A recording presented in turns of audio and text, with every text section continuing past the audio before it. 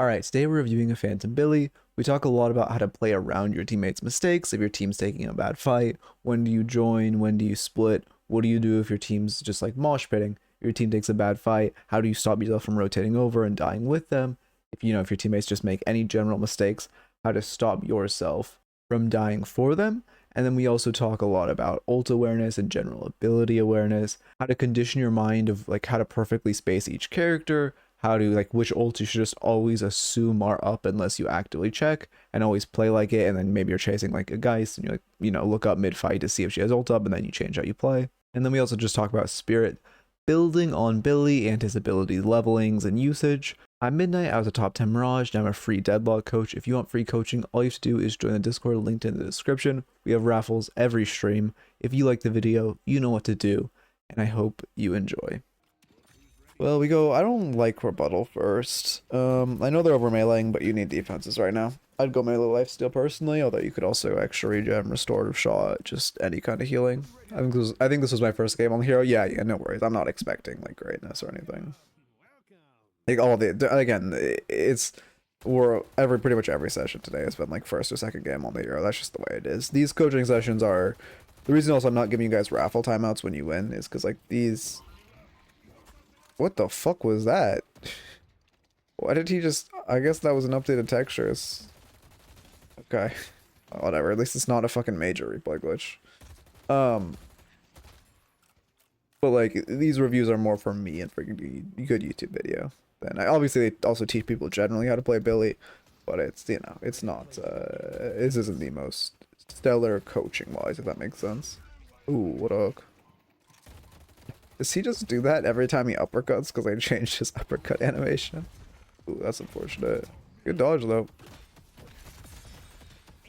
Great parry. I also love trading melees with him. That is a very good kill. It's always... I feel like I don't see people do that very much anymore, so I love to see it. Or when you miss a melee, you trade melees back. Or, sorry, when you miss a parry, you trade melees back. I think that's something I really don't see anymore. That's very, very strong. Especially when, you are a melee character into another melee character. It's... and the only way to deal with it. And the rebuttal did end up mattering, to be fair. Are you a regen? I mean, I do like extra regen. I think that's fine. I think melee lifesteal is slightly better on the... No, extra regen's better because you're into bebop specifically, since it's really hard for you to even melee wave without getting bombed. I notice he has 2.5 base regen, so I think extra regen would be nice on him. Yeah, he does have... Wait, I've actually... That's high base regen, right? I'm not insane. Okay,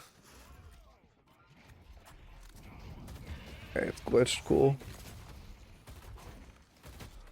But yeah, it's... I think... I mean, in general, melee lifesteal is better on him. But this game, because, you're into bebop... Well, mostly bebop, but also to some capacity Abrams, it's really hard for you to even melee a wave for the healing. So it is better to just go... God damn it, I have to sneeze again. And I lost it. No, did I? Okay. Okay, we found the sneeze, thank God. I wonder why, like, the fucking... Your body can just lose a sneeze. It's such an annoying fucking feeling. Yeah, I like going in on him there. I'm surprised Bebop didn't mirror with a little aggressiveness, but... I do like the play of he misses dash, so he's vulnerable. Interesting, that happens when he hooks.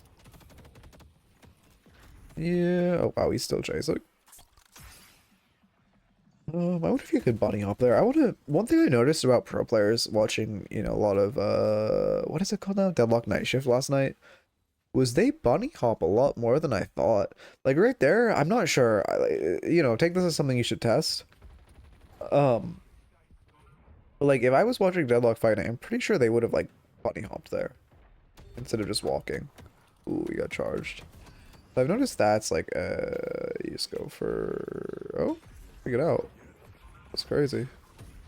Oh, that's unfortunate. I mean, yeah, you go for the second melee and hope he recasts late. You probably don't get out of the range either way, although I do think the better play is just to sprint out instead of trying to melee out again. I never looked at his rings. Okay. Does he have rings on his other hand too? No, just one hand.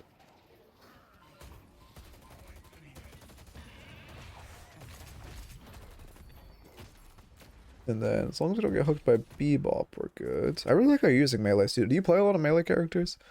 Because I like, one thing I've noticed things, especially because I really struggle with this personally, is using melees to clear, like, go around corners. It's just something that always slips my mind. And I really, like, I don't have a way to practice it besides just going into games thinking about it. Which it tends to always be like, oh, it'll be the next thing I practice. Or, oh, I know I need to clean it up, but, like, you know, my old usage needs more important to focus on. I think we're a little too afraid of Bebop. I know, I guess our fairness is fairly unhealthy, but, like, if he goes in there, we have ult, he's probably dead. If he goes for a bomb there and you full combo, you know, do you have refund on your, oh no, you're actually pretty light on skill points.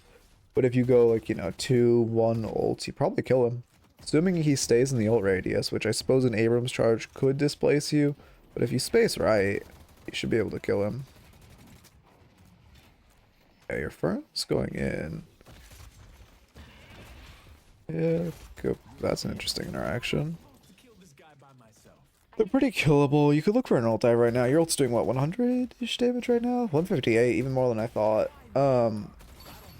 Reactive, I like that. Oh, we do go for the ult, which is great. Fortunately, he's deceivingly tanky. You parry tower, you 2 this guy, yeah, perfect.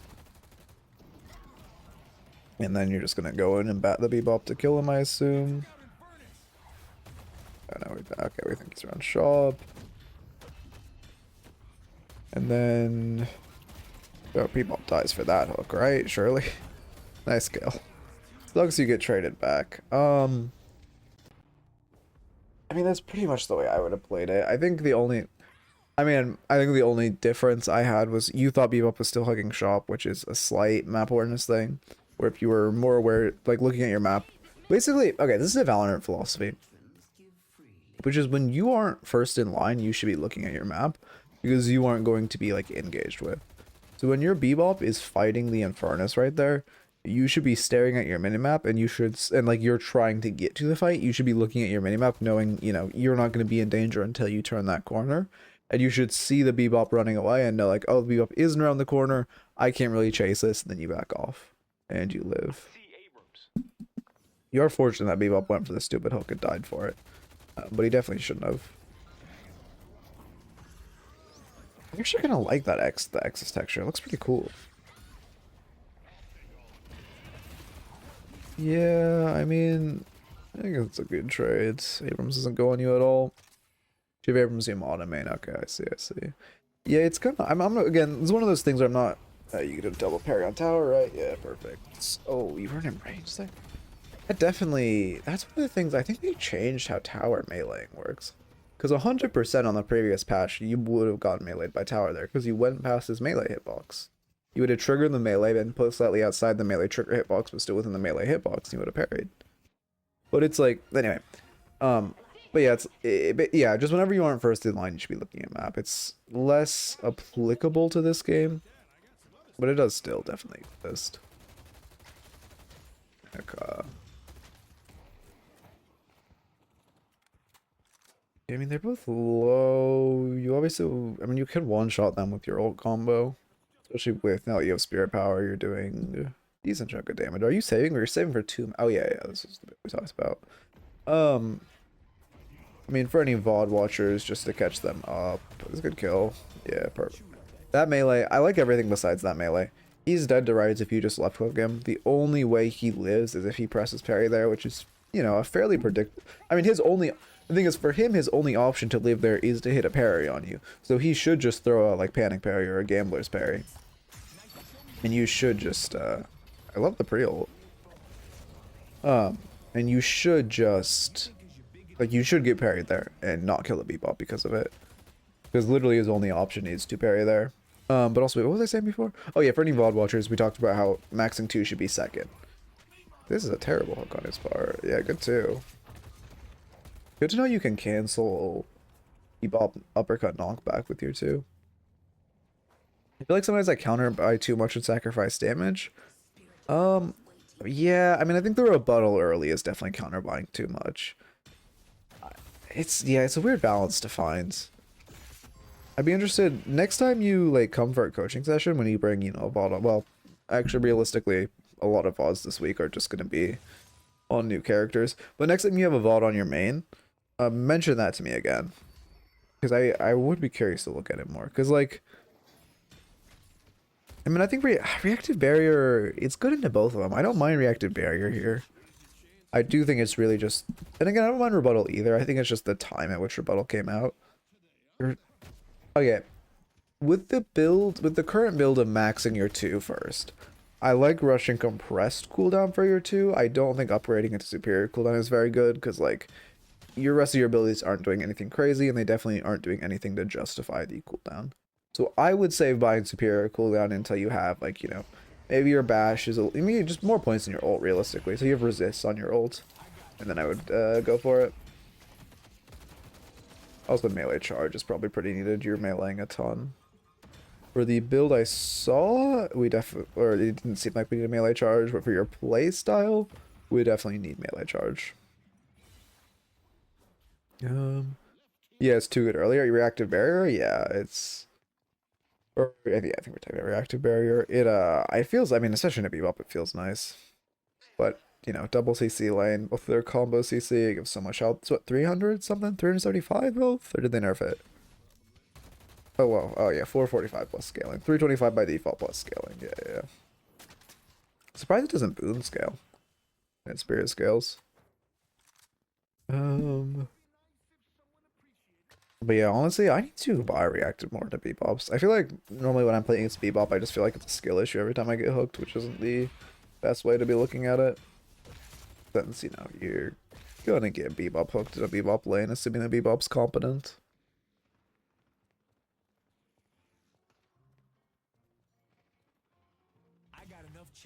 Next, I think you're by glitch. Oh no, you leveled. That's what that was. Yeah, you leveled your ult. Okay. I thought that was the bind noise, and I was confused. I'm kind of shocked you got out of range of that, but that was good.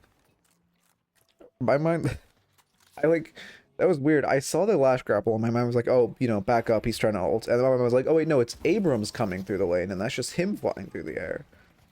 I don't know what happened there. My brain overlaying. This is a good fight. Yeah, in that situation, I think you were a little late tier 1. To be fair, I haven't practiced this, but from what I've heard from high level players, is if you 2 and then 1 immediately, they can't air dash. There's like a small timing where they can't air dash, and you get a guaranteed 1 off of your 2. So in that situation, although normally I don't really think 2-1 is the best combo, except I guess on a spirit build you do want to go for it a lot. Yeah, 2 doesn't work on. But I think 2 does 2 doesn't work on creeps. I think 2 does damage to camps, but doesn't knock them up. I'm not 100% sure. I know it doesn't work on troopers 100%. I was testing in the range. It's impossible to dodge out. Oh, really? It doesn't work at all on camps. Okay. Because I tried it once, and I was like, this is, you know, not an ability that's worth using on camps. Because of its cooldown, not because of, but never actually, like, bothered to practice it more.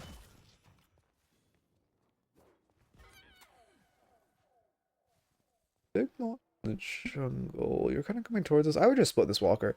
Like, right now, we'll do the map. If you look at your map, I mean, someone just died. But you saw 3 of them here. You see a 4th one here. And you see 1 here. Actually, it might have only been 2, and then this Abrams peeled. Either way, you see 4 to 5 of them right now. More likely than not, you can just take the... Well, not take this walker. More likely than not, you can chunk this walker for half HP before anyone's there. Like, I would guess the timer goes to... I would guess no one pulls up on this wave. I would guess this wave fully dies to walker before anyone pulls up. But we'll see. And if anyone pulls up, it's only going to be 1 person, and they don't win a 1v1 against you. You don't lose a 1v1 right now. So it would have to be the 2 people who are missing pulling up on you, which both of them being there is like highly, highly unlikely. And you rotating this fight now, you aren't going to do very much. Oh yeah, no, there is 4 here. And it's just Lash. Okay, Lash did actually have a good response. So you would get like 20% damage to Walker.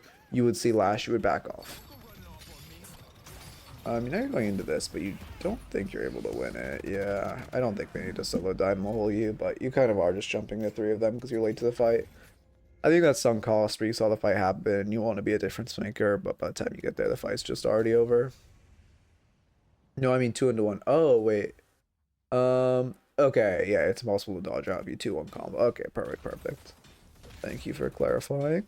That means, yeah, that means you mistimed it on the bebop thing, because I think you got to strafe out of it. You just want to make sure you're like instantly wanting in that situation where your team's there and you're just like CCing them for as much time as possible. I do that all the time. Really? I think, okay, that's like the best way to fix that is really understanding, like, whenever you see a fight on your minimap, you know, you got to identify if you can make it there in time. Like this fight, for example, is good because you're going to need to defend this walker if your whoever dies, was your Infernus dies. Um, like if you're not close, your mind wants to not go to like, hey, like, can I get to this fight? I want to go to this fight. But your mind needs to go to like, oh yeah, you feel like you're obligated to run it down, your team will get angry. Yeah, I understand that. I think for one, the mute key is the hard carry if anyone ever does flame you for that. For two, a little ego's healthy. That's the type of situation where it's you should not be going into this. That's the type of you might live. You pull them all in, the two. You should two them here. Maybe it's a glitch that it's online. Crazy parries. I'm assuming it's a glitch. That's insane. You live there. Very well played. If your two wasn't on cooldown there, when they're all grouped like that, and you can hit all four of them with your two, which you're solely building for, you should be building, or you should be going for it.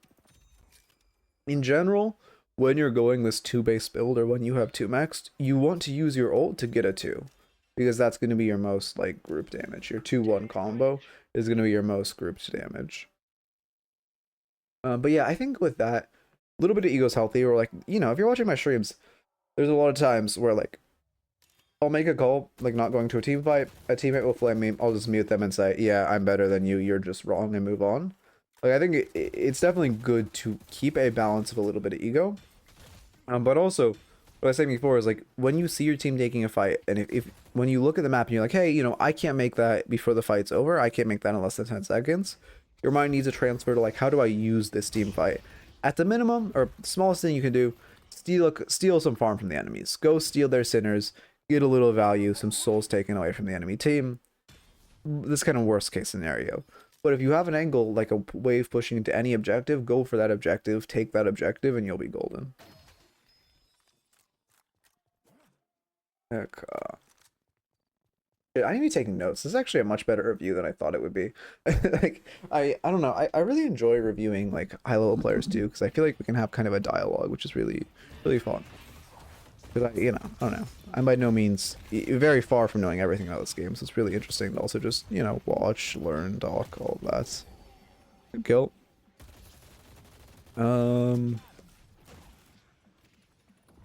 After team. I don't remember any of the other notes. That won't be important, smile. There goes Lash. Good grapple.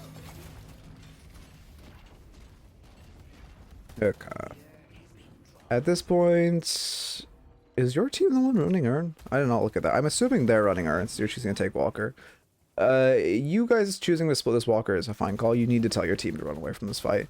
If two of you are choosing to split the Walker, you are giving up that Urn. Your team fighting there is really bad. I think the call to trade Walker for the Urn, which you guys should be shoving this wave for the... That's bad that you guys don't shove another wave. You have a solid 10 more seconds before the enemy team can pull up. You should be, you know, sieging that Walker. And also what I was saying is, if you are ever making the call to trade Walker for an Urn, you need to make sure you tell your team and make sure you tell your teammates, like, we are making the call, like, give Urn. We're making the call to trade Walker, give Urn, don't fight it.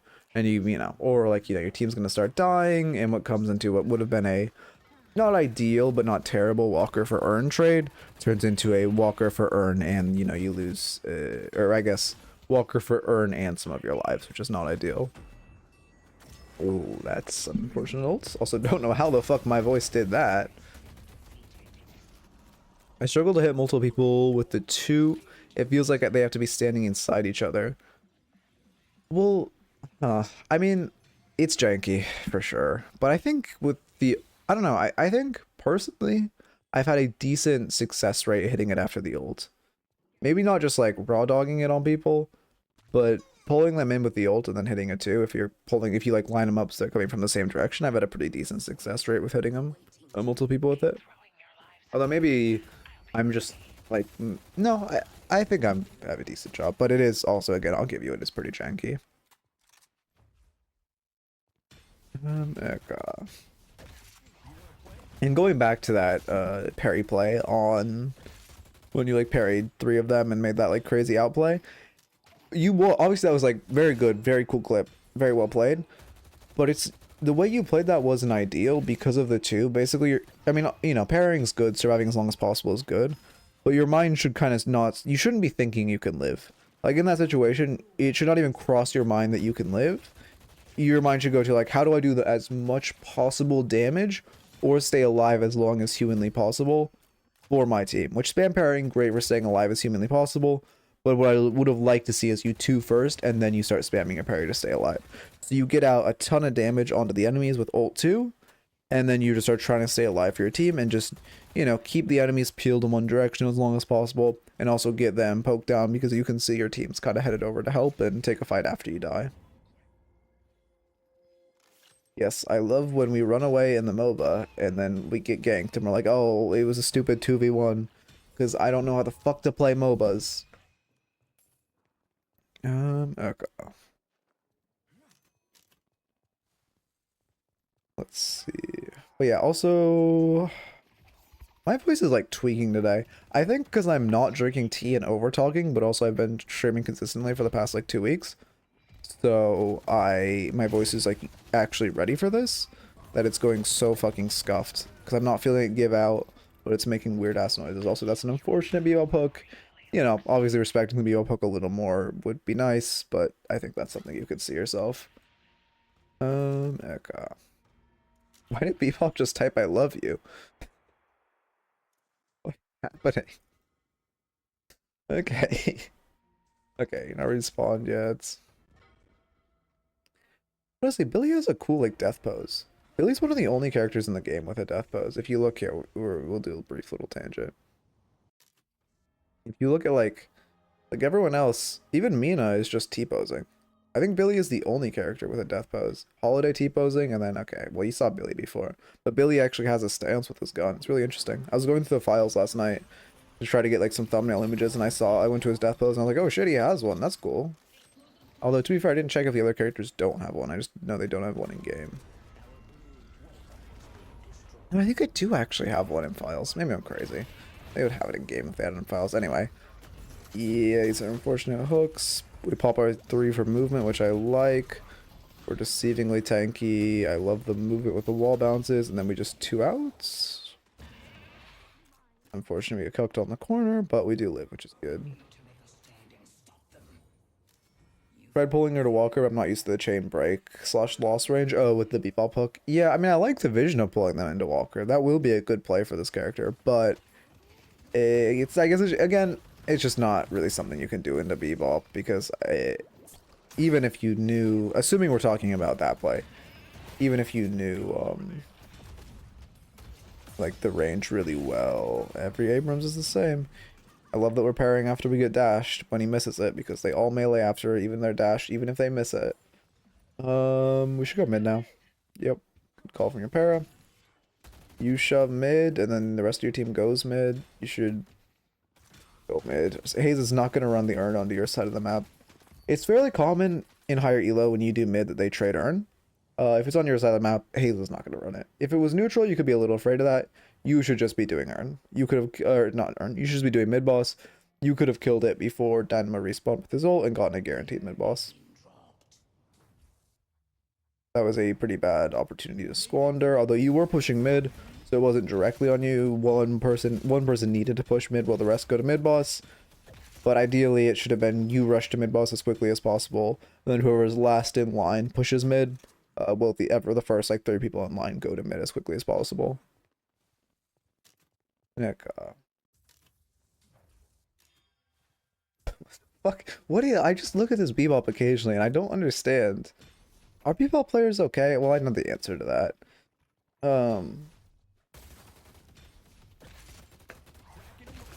Let's see.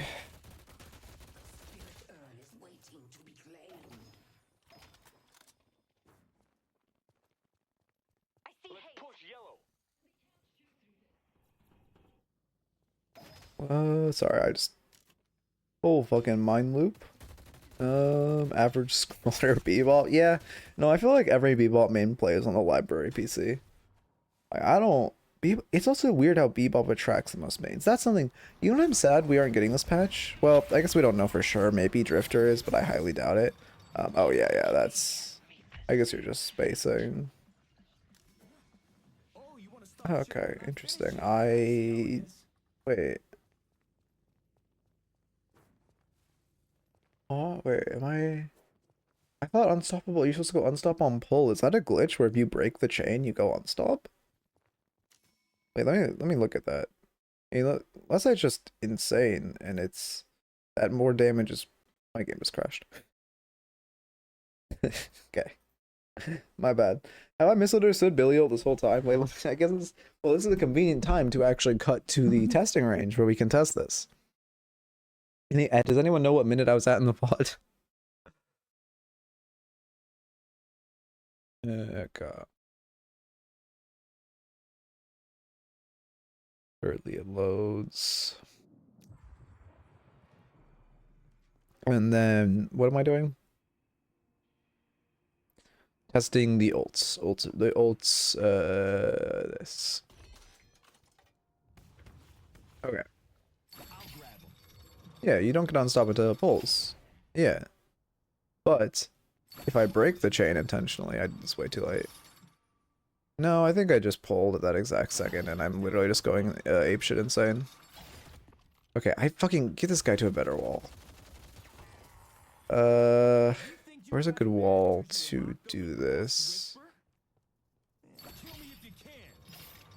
No, okay, I'm just going insane and you got unstop after the ult ended. I'm literally going insane. Okay. Let's go to the replay system. Also, I know you're watching on YouTube and you're like, why didn't he edit this out? This is the quality you need. Take a break. Watch the black screen. Rest your eyes. Sometimes I see a low HP Geist and I forget she has ult. Oh, yeah. Yeah, it's weird to like pill your mind to that. Okay, alright, this is not you. Wait, this is you. I was looking all day. You said you died coming up, so I'm assuming we're like here, or were we on this? No, we were like here in the VOD, right? Really? I mean, that seems about right. Does this seem right? They have mid-boss. This is not right.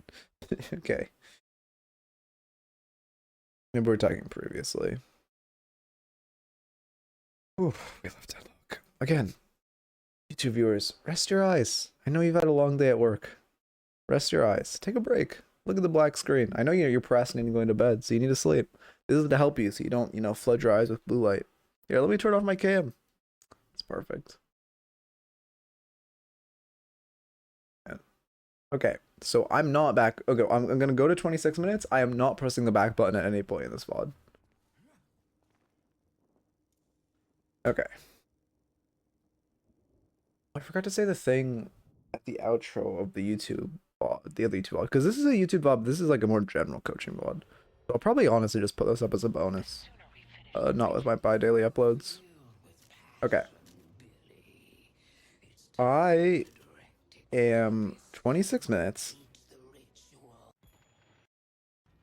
not touching my keyboard. Yeah, and the Bebop's typing some psychopathic shit and you farm these boxes. Okay, we're like 30 seconds behind. I am not skipping 30 seconds. I guess I'll just put it in post, I guess. It doesn't matter. But I just want to have every character predicted because in my on my Mina review, I said I'll see you on whatever today is, Thursday for my Billy review. And then Billy came out, and then I want to say this one, I'll see you on Saturday for my Doorman review. And then Doorman would come out, and then I would say I'll see you on Tuesday for my Page review, and then Page would come out, and I'd say I'll see you on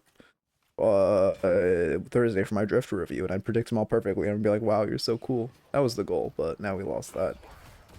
Okay. Oh, yeah, this, okay, yeah, that's what you're talking about. You just went on the Geist. I mean, I don't mind you jumping on the Geist there, because I honestly think you had one-shot potential. Or, well, not think, but I would have thought you had one-shot potential too. But also, if you didn't even think about her having ult, that's bad. How do you fix that? I guess, in general, are you good about thinking about characters' ultimates, like playing around them?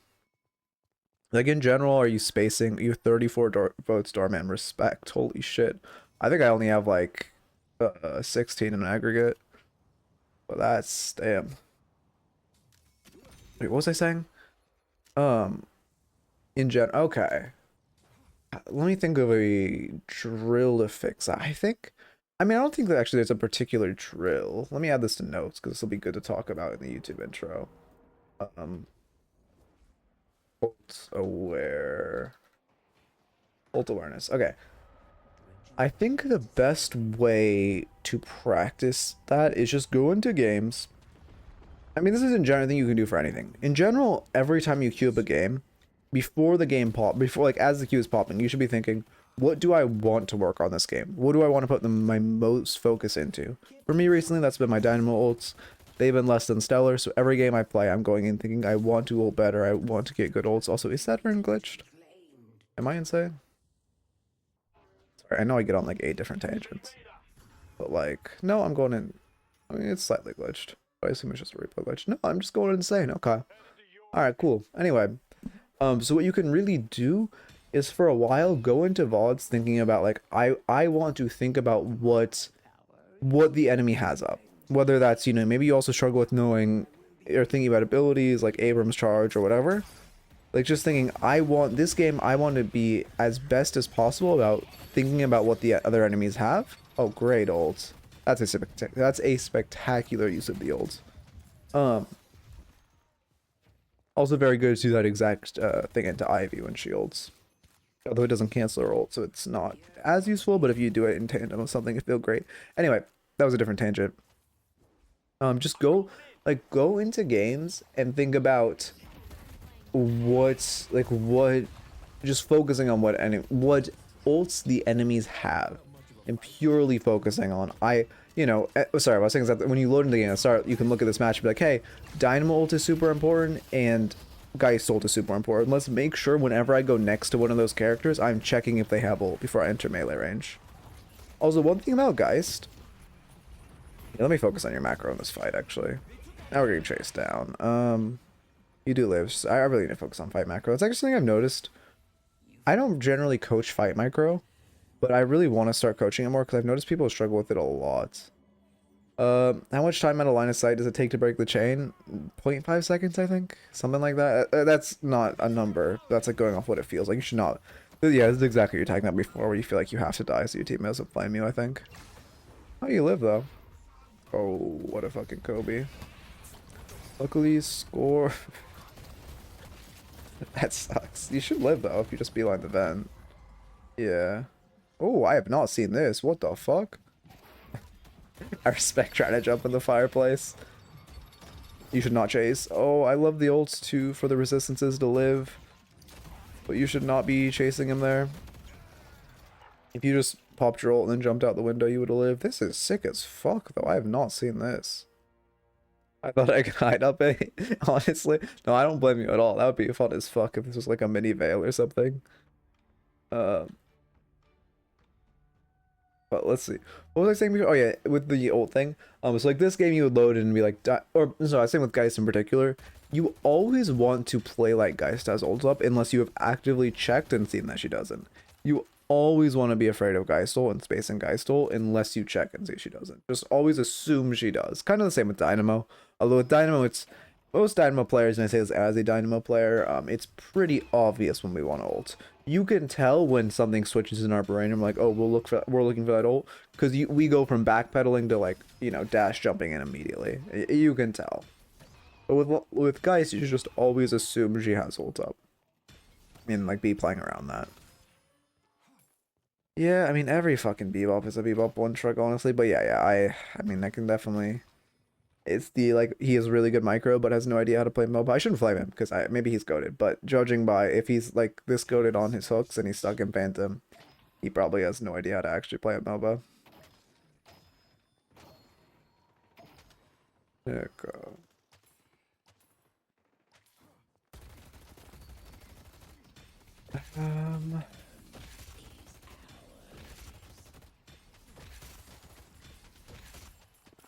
Right, okay, let me look at the build also. Yeah, this is, again, I guess because it's going to be YouTube review, I'll talk about it since that was a clean flick to the boxes.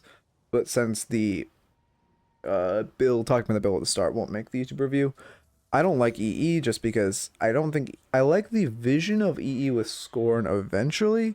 And, you know, it also does give Spirit Resist, which they're a pretty heavy spirit. Well, not that heavy spirit call, but they definitely do lean spirit. However,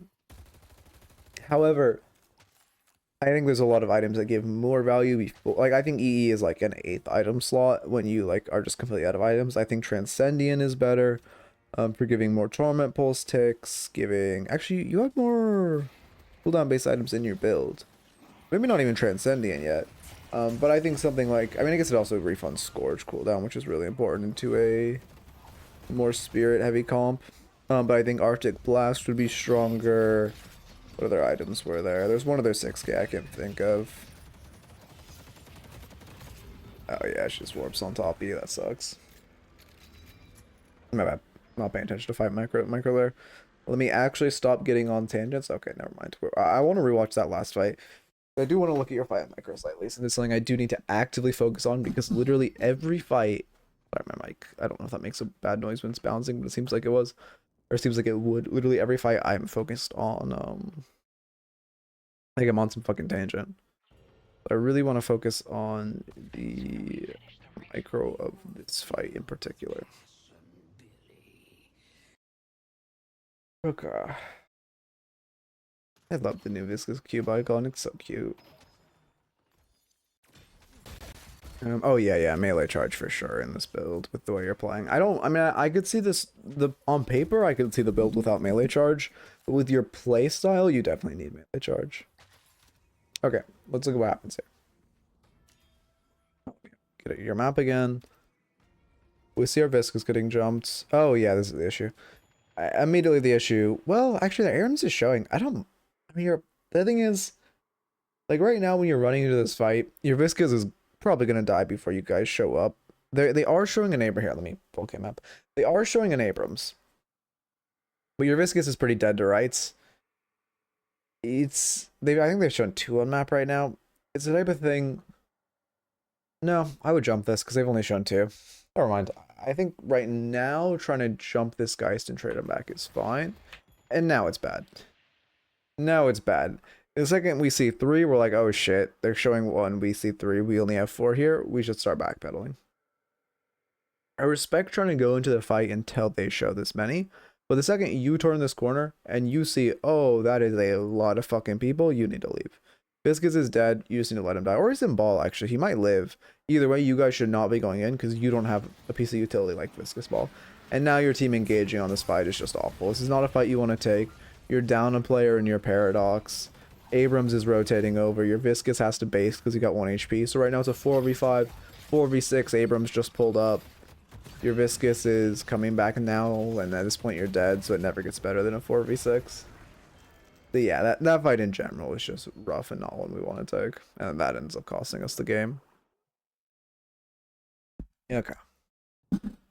Let me, as far as your notes, which I was a little lackluster on writing them, I think that VOD was a little more, like just dialogue, which I do really enjoy, and that's why this one will be a YouTube video. So if you're on YouTube, let me know if you like this style of more like low-key dialogue-ish type review. But oh yeah, of course, again, it's really nice to review someone who is high elo but doesn't have an ego, like who can have a dialogue and like oh yeah, no, this, like, yeah, you're right, this is something I did wrong, but also, you know, be like, give me points of like, you know, why this Scorn EE combo is like, you know, a good vision, if maybe a vision we should bring out later. So I genuinely like submit more. I like reviewing you a lot.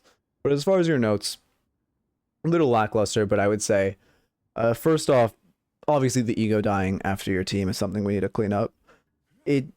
You have to hone down where that comes from. Of like, you said it comes from because you think your team will be like upset with you, but is that actually because you don't want to get flamed by your team?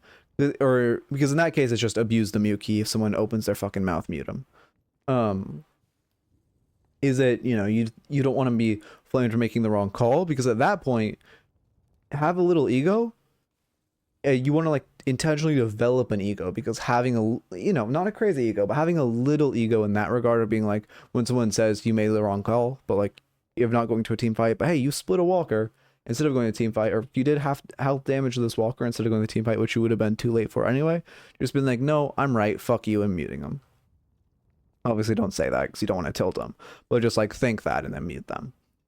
That actually might be hard on my eyes. Sorry, I forget about the light bulbs. I'm not really paying attention to my screen. And then, so I'd say first try to flesh out where that comes from, and then you can kind of work about not dying for your team or dying after your team. The ult awareness thing we talked about, I would just, you know, for this whole week you play games, every time you load into a game, I want you to look at the enemy team comp and be like, hey, what ults are super important in this game? What ults are like melee range? Like, do they have Geist ult so I can't go next to Geist ult? Do they have Dynamo so I can't go next to Dynamo? Do they have, I mean, I guess you're not playing when Sinclair could steal that well. Do they Mow and Krill so I have to respect Mow and Krill and not go near Mow and Krill?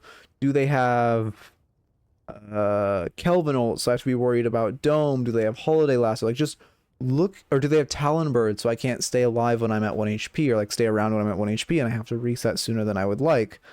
Just every time you load into a lobby this week or before your next coaching session, I want you to like assess that, and then in the game try to focus on that. And I think that will give you vast improvements with focusing on ults, because that's a pretty, you know, that's something that's pretty important to have. Anyway, watching on YouTube, again, let me know if you like this different style, and I hope you enjoyed. Keep it real.